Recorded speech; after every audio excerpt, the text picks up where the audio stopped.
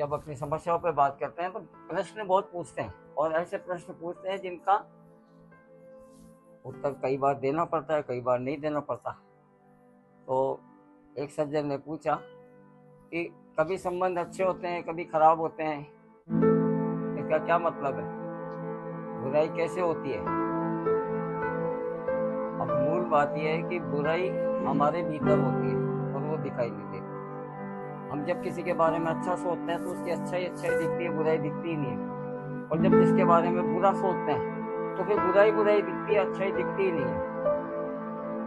और ये बात इसलिए महत्वपूर्ण है कि इतने लोगों में बहुत ज़्यादा देखा कि कुछ लोग अपनत्व का भेष धारण कर लेते हैं और अपना काम निकालने के लिए अपनों की भावनाओं को ठेस पहुंचाते रहते हैं और फिर ये मानते हैं कि उन्होंने जैसे बहुत अच्छा कार्य किया हो, ये वो भूल जाते हैं और ध्यान नहीं रहता और समय और परिस्थिति का ध्यान नहीं रखते। समय और परिस्थिति बदलती है, व्यक्ति कभी भी नहीं बदलता।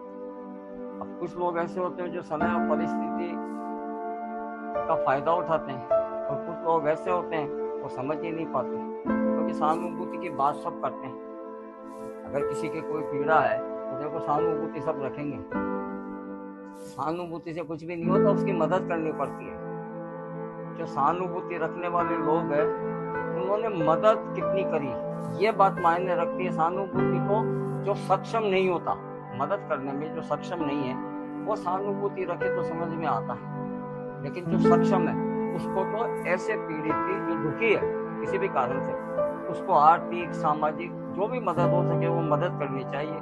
तो सच्ची सहानुभूति जब आप उसकी मदद करोगे तब प्रकट होगी। नहीं तो जो असम व्यक्ति है, आस पड़ोस वाले हैं, जिनको एक दूसरे को जानते हैं, सहानुभूति तो कोई भी रखेगा। इसलिए हमेशा एक बात का पालन करना पड़ेगा सबको।